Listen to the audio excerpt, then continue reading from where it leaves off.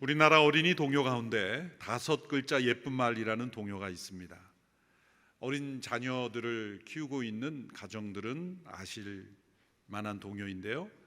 어린 자녀가 없는 가정은 꼭 집에 가서 유튜브로 들어보시기 바랍니다. 이런 가사입니다. 한 손만으로도 세어볼 수 있는, 한 손 5손가락이니까 5글자로 되어 있는 거죠. 아름다운 말, 정겨운 말, 한 손만으로도 세어볼 수 있는 5글자 예쁜 말.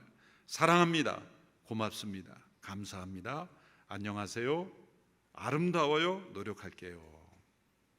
불러보고 싶은 마음이 굴뚝 같지만 절제하겠습니다. 5글자 예쁜 말 중 2마디가 감사입니다. 고맙습니다, 감사합니다. 가끔 흥얼거리게 되는 정말 좋은 동요인데 우리 어른들도 불러도 좋습니다.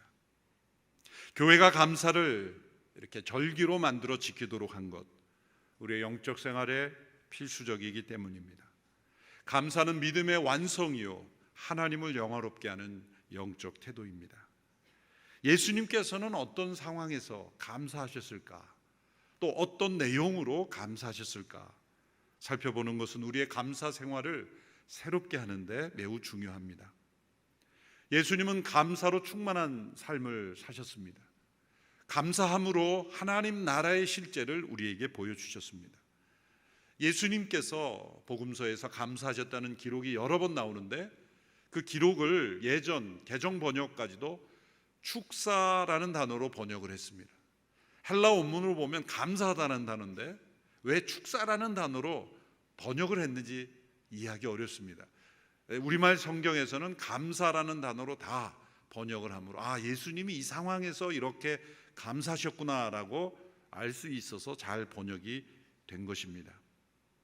오늘 그 감사의 모습을 보여주신 예수님의 모습 속에 3가지 중요한 사건을 선택하여 예수님의 감사를 통해 우리의 감사를 되돌아보기를 원합니다. 첫째로, 오병이어 기적을 베푸시기 이전에 감사하셨습니다. 요한복음 6장 11절의 말씀입니다. 함께 읽겠습니다. 시작. 예수께서는 빵을 들고 감사 기도를 드리신 후 앉아있는 사람들에게 원하는 만큼씩 나눠주셨습니다. 물고기를 가지고도 똑같이 하셨습니다. 예수님께서 가지신 이 빵과 물고기는 한 어린 소년이 안드레를 통해서 가져온 오병이어입니다. 당시에 모인 군중들의 숫자는 5천여 명이라고 되어 있고, 예수님의 제자 중 빌립이라는 제자는 이 5천 명을 먹이려면 얼마나 많은 빵이 있어야 하는지를 계산까지 했습니다. 200데나리온 어치의 빵으로도 부족하다라고 그렇게 말했습니다. 5천 명을 먹이기에는 오병이어는 너무나 부족하고 결핍된 자원이었습니다. 예수님께서 그 빵과 물고기를 드시고 가지시고 감사 기도를 드리셨다는 겁니다. 기적을 통해서 풍족한 상황이 되어 많은 사람이 배불리 먹고 난 이후에 감사하신 것이 아니라 기적을 베푸시기 이전에 감사하셨다는 겁니다. 이 번역을 축사하시고 이렇게 번역함으로써 마치 예수님께서 기적을 일으키시는 어떤 축복 기도를 하셔서 기적을 위한 통로처럼 그렇게 오해할 수 있겠습니다만, 예수님은 지금 기적을 일으키는 어떤 기도 이전에 이 결핍된 상황 그 자체에서 하나님께 먼저 감사하셨다는 것을 우리에게 말씀하고 있는 것입니다. 기적 이후가 아니라 기적 이전에 미리 먼저 감사하셨다는 겁니다. 예수님의 감사는 결핍의 상태에서 드려진 감사라는 겁니다.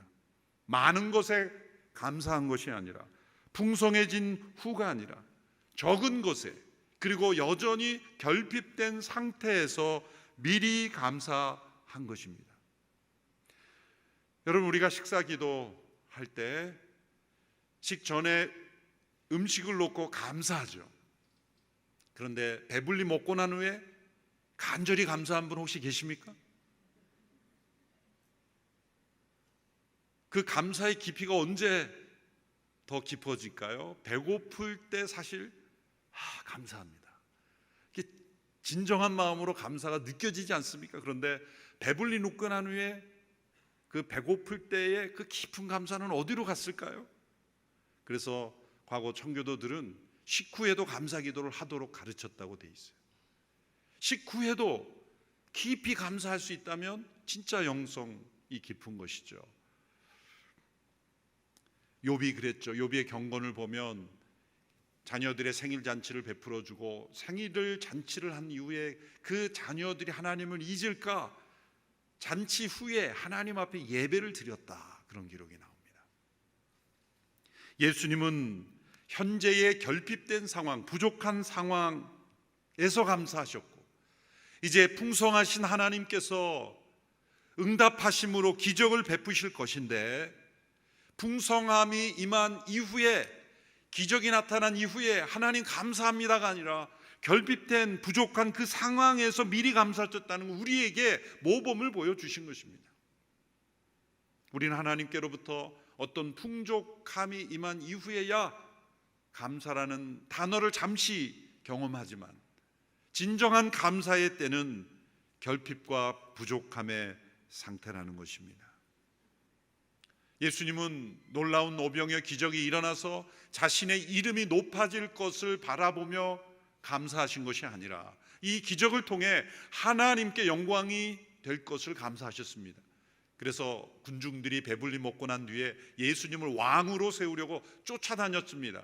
예수님은 그것을 단호히 거절하고 피할 뿐만 아니라 계속 따라오는 이들을 책망하셨습니다.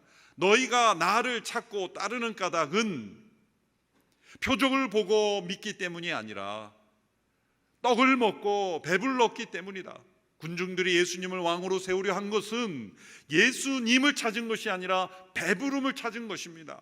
이 예수님만 있으면 우리가 일하지 않고도 늘 배불리 먹을 수 있겠구나라는 그러한 생각에서 예수님을 왕으로 삼으려 했다는 것입니다.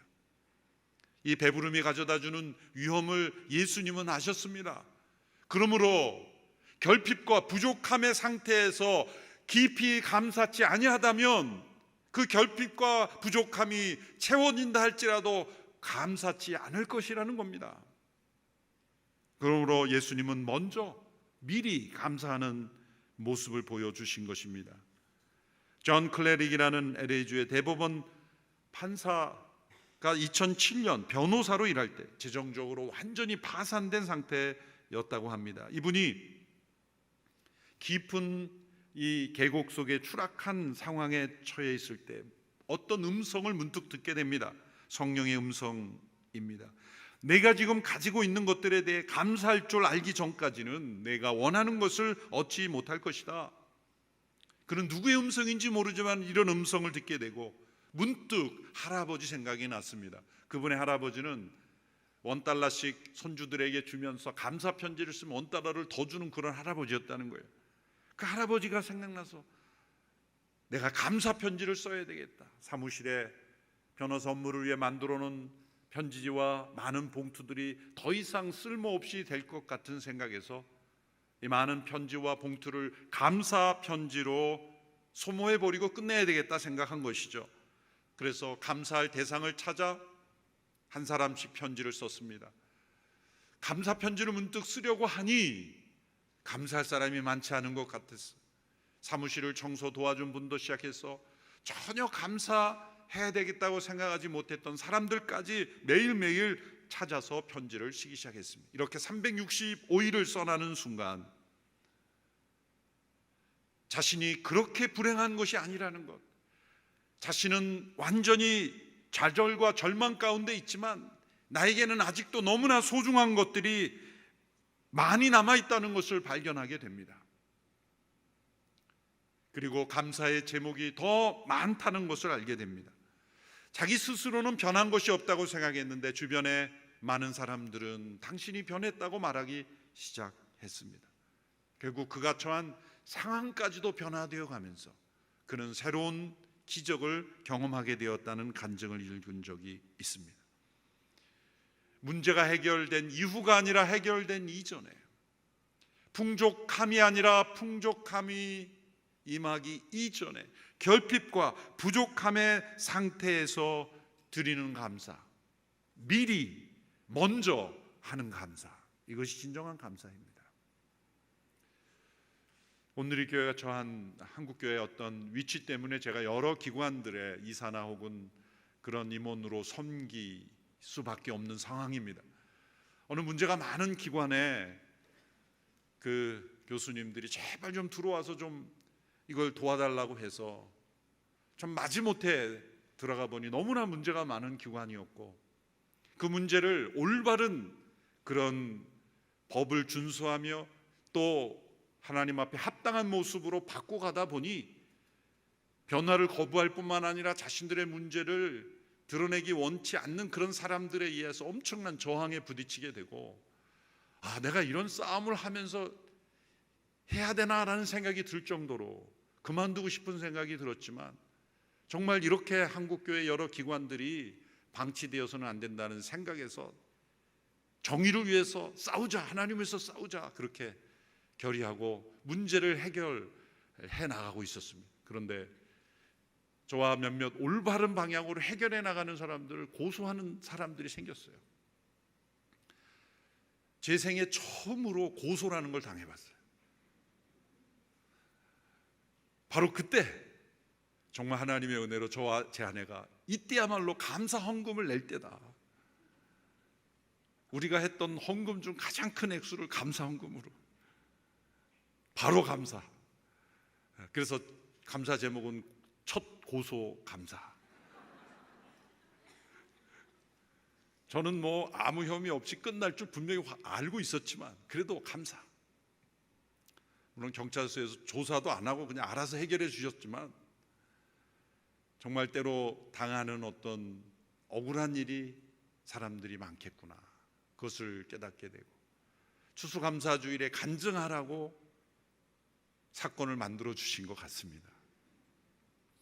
담임 목회자로 사역하면서 저에게 다가오는 소식은 대개 다 문제, 딜레마, 어느 쪽으로도 해결되기 어려운 일들, 나쁜 소식, 좋은 소식은 각 공동체에서 알아서 이렇게 기뻐하시고, 저에게 보내주는 건 전부 안 좋은 소식들, 이렇게 해결하기 어려운 문제들을 할 때 누가 연락하면 겁부터 나고 스트레스가 막 일어나려고 하고, 이걸 어떻게 이겨나갈 건가? 감사해야 되겠다.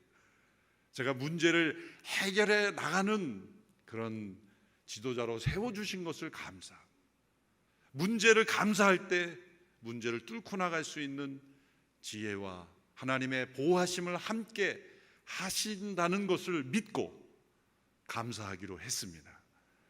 그래서 여러 문제들이 해결해 나가고 있어서 하나님 앞에 감사합니다.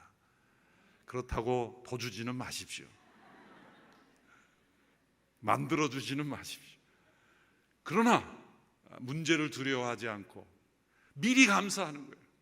해결된 다음에 감사하고 당연한 거고, 문제가 다가왔을 때 나에게 스트레스와 아픔과 억울함을 주지만 그것을 감사합니다. 그렇게 우리 성도님들, 온누리교회 헌금 부족해서 그런 말이 아니라 억울한 일 당하면 감사 헌금 내십시오. 금액은 믿음의 분량대로 하시고 하나님 앞에 감사. 이 문제를 주신 하나님 감사합니다. 이것을 통해서 제가 하나님의 살아계심을 경험하고 또 믿음으로 살 수 있는 기회를 주실 것을 감사합니다. 예수님이 오병의 기적을 일으키신 이후의 감사가 아니라 하나님이 이 기적을 통해 이 5천 명을 먹여주셨군요, 감사합니다, 기록이 없잖아요. 결핍과 부족한 그 상태에서 미리 감사하셨다는 것이 시점이 중요한 겁니다. 진정한 감사는 미리 먼저 하는 감사입니다. 둘째 사건은 나사로의 무덤 앞에서 감사하신 것입니다. 요한복음 11장 41절의 말씀을 같이 읽습니다. 시작. 사람들은 돌을 옮겨 놓았습니다. 예수께서 하늘을 우러러 보시고 말씀하셨습니다. 아버지여, 아버지께서 내 말을 들어주신 것을 감사드립니다. 거기까지만 읽겠습니다. 나사로는 예수님의 사랑하시는 제자였습니다. 마르다 마리아 두 자매는 예수님의 제자 공동체가 베다니에 머물 때뿐 아니라 예수님이 십자가에 못 박히실 때까지 뒤에서 뒷받침한 여성 제자들이었습니다. 그러므로 이 나사로의 죽음은 예수님께도 큰 슬픔이었고 예수님께서 눈물을 흘리셨다고 했습니다. 그 소식을 듣고 예수님이 찾아가 돌문을 열어놓으라고 그러셨습니다. 원수의 무덤 앞이 아니라 사랑하는 제자의 무덤 앞에서 예수님은 하늘 우러러 감사하셨습니다. 이 슬픔과 절망의 한복판에서 예수님은 감사하신 겁니다. 예수님의 감사는 슬픔과 절망 속에서 드려진 감사입니다. 예수님은 나사로야 나오라. 그래서 나사로가 소생케 되어 걸어 나온 이후에 하나님 감사합니다. 그렇게 하지 않으셨다는 거예요. 여전히 무덤 앞에서 주변을 둘러싼 사람들이 슬픔 속에 절망 속에 낙심 가운데 있을 때 하나님께서 이 나사로의 죽음을 통해 행하실 일을 감사하고 이 슬픔과 절망의 한복판에서 감사하셨다는 것, 시점이 중요한 것입니다. 어떤 분들은 예수님이 이제 나사로를 무덤에서 나오게 하실 것이기 때문에 당연히 그걸 아시니까 감사하는 거죠. 그것이 아니라 그걸 모르고 있는 이 슬픔과 절망 가운데 있는 성도들에게 또 우리들에게 여전히 슬픔과 절망 앞에 무덤 앞에 놓여 있는 것 같은 우리의 상황 속에서 우리가 먼저 미리 감사해야 될 것을 깨닫게 하시기 위해서 이 말씀이 기록이 됐고 예수님이 그 무덤 앞에서 감사하신 겁니다. 중국 선교에 큰 열매를 맺었던 허드슨 테일러 선교사님이 중국 내지에서 열매 맺으며 사역하는 동안 중국의 여러 기후와 열악한 상황 속에서 8살 난 큰딸이 세상을 떠나게 되었습니다. 딸을 장사 지내고 난 뒤에 남은 자녀들 또한 건강에 문제가 있다는 걸 알게 되고 그래서 영국으로 급히 보내려고 배를 타고 상하이로 가는 중이었습니다. 그런데 그 배에서 5살 난 막내 아들도 심각하게 아프더니 결국 죽었습니다. 양쯔강 물결 위에서 세상을 떠난 그 막내 아들 또한 양쯔강 옆에 공동묘지에 묻고 나서 또 길을 떠나게 되었어요. 두 아이를 떠나보낸 이후에 선교사님은 선교부 동역자들에게 이렇게 편지를 했습니다. 저는 오늘 사랑하는 아이들과 중국에서 마지막 시간을 보냈습니다. 제 아이 2명에 대해서는 이제 근심 걱정을 하지 않아도 됩니다. 그들은 예수님의 품 안에서 쉬고 있습니다. 형제들이여, 저의 눈물은 그칠 줄 모르지만 하나님께 감사하고 있습니다. 아무 가치도 없는 저에게 이 위대한 하나님의 사역 일부를 맡겨주심에 감사하고 있습니다. 그리고 이 사역에 뛰어든 것을 조금도 후회하지 않습니다. 그것은 주님의 일이기 때문입니다. 두 자녀와 이별한 아픔이 중국 선교 사역을 위축시키지 못했습니다. 그러던 중에 허드슨 테일러 선교사의 아내가 새 생명을 출산하면서 영양 결핍과 함께 태어난 신생아와 함께 33세 나이에 아내도 세상을 떠나게 되었습니다. 이 테일러 부인이 임종할 때의 모습을 지켜본 사역자는 그 장면을 이렇게 회고합니다. 테일러 부인은 주님의 영원한 팔에 안겼습니다. 저는 이러한 장면을 이전에 한 번도 경험해 본 적이 없습니다. 사랑하는 테일러 부인이 마지막 숨을 거둘 때 테일러 선교사는 무릎을 꿇고 그녀를 주님 팔에 의탁했습니다. 그녀와 함께 12년 반 동안 행복한 삶을 살게 해주신 주님께 감사했고 영원하신 주님께서 데려가심에 감사했습니다. 그리고 자신은 남은 생을 주님을 위해 더욱 헌신하기로 서원하는 기도를 드렸습니다. 테일러 선교사는 이 일 후에 동역자들에게 또 이렇게 편지했습니다. 제가 맞이한 슬픔을 생각하면 마음이 찢어질 듯 아프지만 아내를 슬픔과 고통 없이 데려가셨기에 하나님께 감사하고 있습니다. 저의 눈물은 슬픔이기보다 기쁨의 눈물입니다. 무엇보다도 우리 주 예수 그리스도를 인하여 하나님 안에서 기뻐합니다. 하나님의 사역과 하나님의 길과 하나님의 섭리와 하나님 그분을 기뻐합니다. 하나님의 선하시고 기뻐하시고 온전하신 뜻이 무엇인지 분별하도록 하심에 감사합니다. 세 자녀와 아내를 먼저 떠나 보낸 선교사님의 그 밀려오는 슬픔과 절망적인 상황 속에서도 선교사님은 감사했습니다. 나사로의 무덤 앞에서 감사하신 예수님의 감사인 것입니다. 사랑하는 이의 죽음으로 말미암아 무덤 앞에서 절망하고 있는 사람들 가운데 이 죽음을 통해 하나님께서 일하실 것을 믿음으로 바라보며 감사하신 겁니다. 죽은 나사로를 소생케 하시는 그 예수 그리스도를 사람들이 믿게 하고, 또 한편으로 그로 인해 악한 이들이 예수님을 죽이려고 음모를 꾸미는 사건이 되는 것입니다. 우리가 경험하는 슬픔과 절망은 때로 우리의 믿음을 경고케 하며 믿음을 진보를 이루는 통로가 됩니다. 그리고 때로 예수 그리스도에 대한 믿음을 전하는 통로가 됩니다. 그러므로 감사의 시간은 기쁨과 성공과 승리만이 아닙니다. 슬픔과 절망의 때, 바로 그때가 감사의 시간입니다. 미리 먼저 하는 감사, 슬픔과 절망의 때에 드려지는 감사가 진정한 감사입니다. 셋째, 예수님의 감사의 장면, 오늘 본문 십자가를 지시기 전 제자들과 함께 성만찬을 제정하실 때 감사하셨습니다. 마가복음 14장 22절로 24절의 말씀을 우리 한 목소리로 읽겠습니다. 시작. 그들이 음식을 먹고 있는데 예수께서 빵을 들고 감사 기도를 드리신 후 떼어 제자들에게 나눠주며 말씀하셨습니다. 이것을 받으라. 이것은 내 몸이다. 그러고 나서 예수께서는 잔을 들고 감사 기도를 드리신 후 제자들에게 주셨습니다. 그러자 그들 모두 받아 마셨습니다. 예수께서 그들에게 말씀하셨습니다. 이것은 많은 사람을 위해 흘리는 피 곧 언약의 피니라. 예수님께서 제자들과 함께 유월절 만찬을 나누시면서 그 만찬의 말미에 예수님의 십자가 죽음을 기억하고 기념하도록 하기 위하여 빵을 찢어 나눠주시며 이것은 너희를 위하여 찢겨지는 나의 십자가의 대속의 몸이라 말씀하시며, 또한 잔을 나눠주시며 이것은 너희를 위해 흘리는 나의 거룩한 보혈이라 기억하도록 제정해 주셨습니다.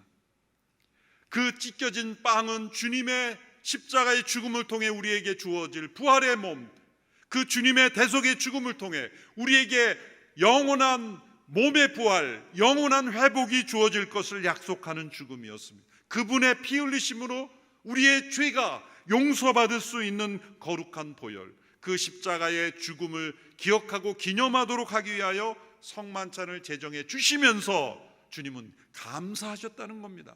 이 감사는 어떤 감사입니까? 하나님께 대한 순종의 죽음 앞에서 드려진 감사입니다. 세상을 구원하시고자 하나님의 구원 계획에 십자가가 있었고, 그 십자가를 하나님의 독생자 예수께서 자신을 기쁘게 순종으로 내어드린 그 생명이 십자가에서 죽어진 계획이었습니다. 예수님은 그 순종의 죽음 앞에 감사하신 겁니다. 자신의 희생을 감사한 것입니다. 자신의 죽음을 통해 이루실 하나님의 구원 계획을 바라보며 감사하신 것입니다. 우리가 하나님 앞에 순종하며 감사할 수는 있습니다. 그런데 그 순종이 희생이며 또 희생의 끝이 죽음이라면 감사하기 쉽지 않습니다. 예수님의 이 감사가 우리의 삶 속에 임한다면 우리는 정말 귀한 열매를 맺을 겁니다. CGN TV 사역을 하면서 안테나를 오지에 있는 선교사님들에게 달아주면서 만난 선교사님이 있죠.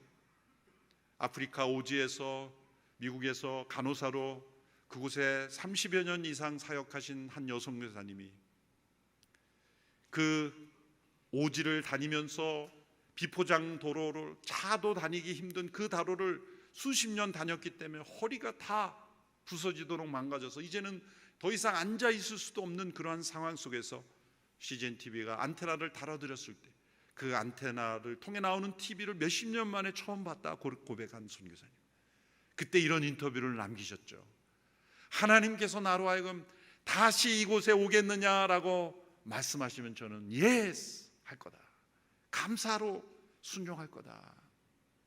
절대 후회함이 없는, 자신의 몸이 다 망가져 이제는 앉아 있을 수도 없는 그러한 건강이 되었지만 하나님의 뜻에 순종하는 그 여정 속에서 그 선교사님은 감사하셨습니다.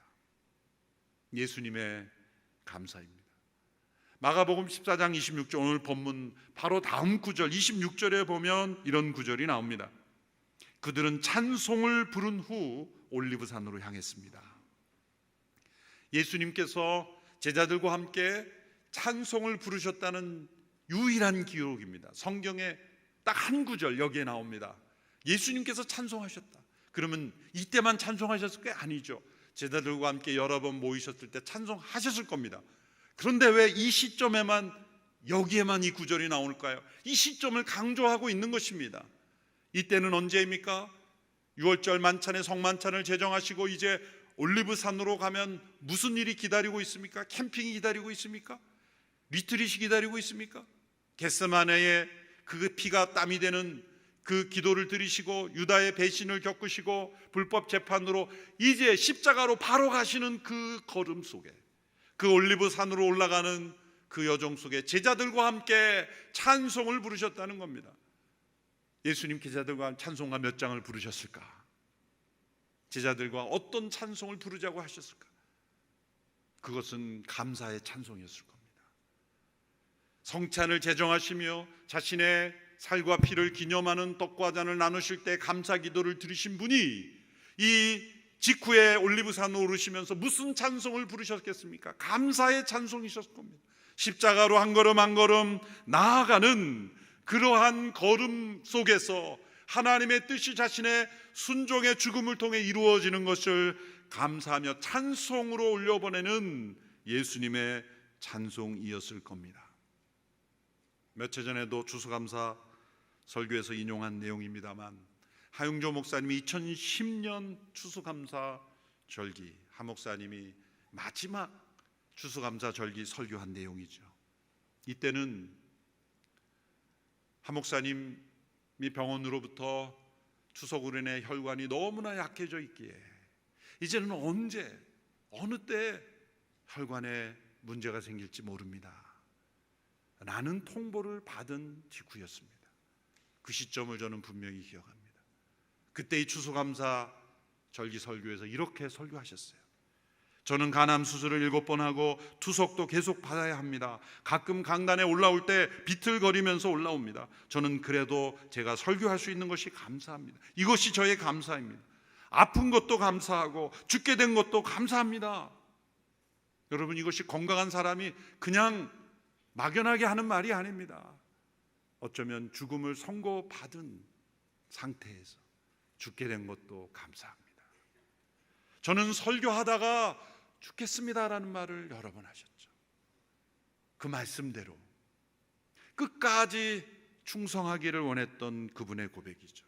감사하려고 하면 감사 안 할 것이 하나도 없습니다. 망하는 것도 감사하고 부도난 것도 감사하고 불치병에 걸린 것도 감사하고 친구들이 다 떠나고 사회적으로 매장당하는 것도 감사하면 하나님께서 이것을 복으로 바꾸어 주십니다. 은혜로 바꾸어 주십니다. 감사는 축복을 낳습니다. 여러분, 무슨 일을 만나도 감사하십시오.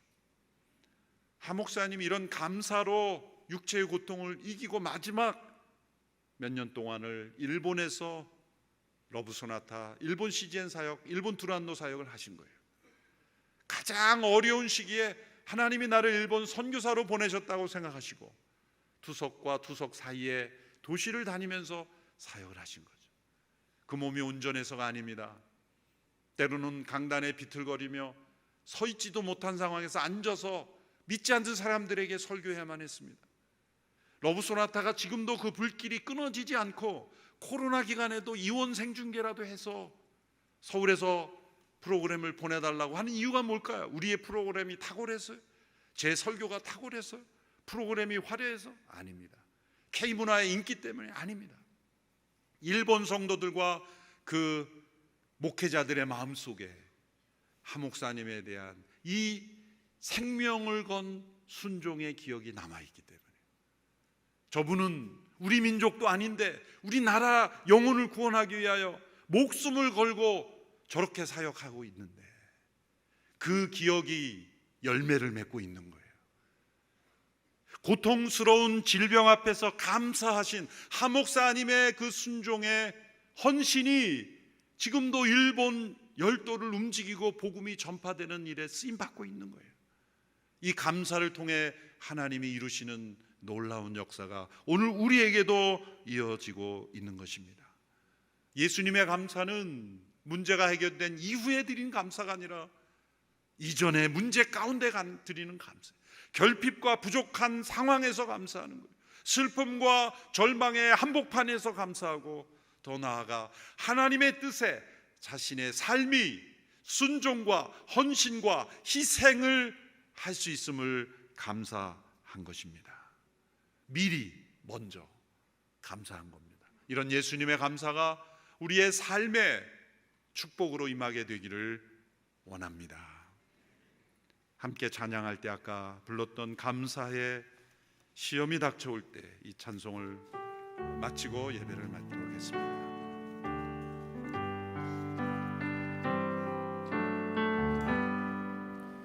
감사해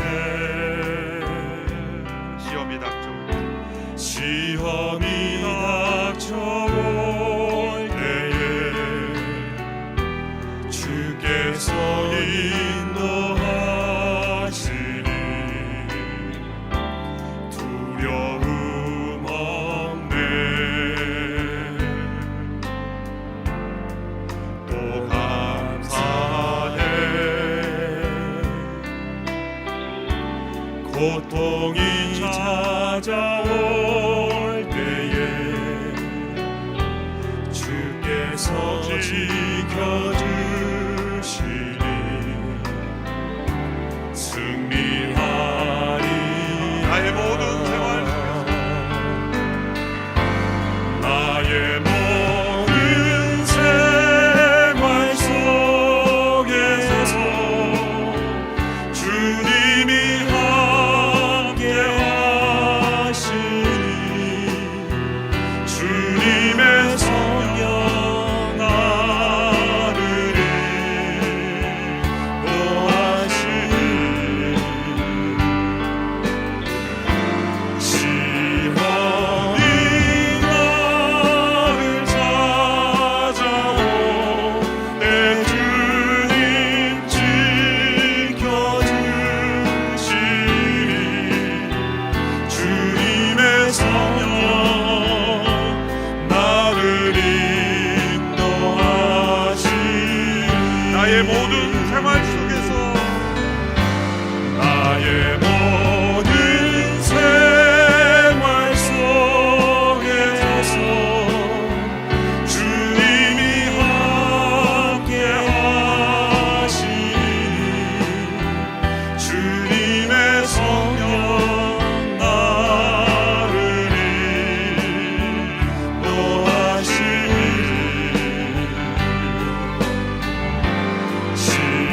시험이 나를 찾아오 내 주님 지켜주시니 주님의 성령 나를 인도하시니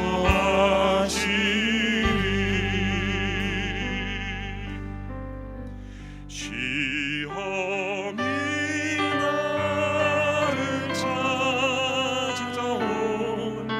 내 주님 지켜주시니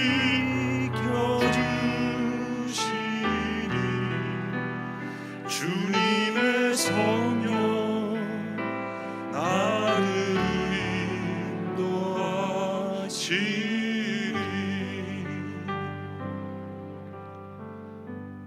죄악으로 만연한 이 세상 가운데 시험과 아픔, 고통과 슬픔과 절망이 찾아올 수밖에 없는 우리의 삶 속에 감사로 승리하는 저희들 되게 하옵소서.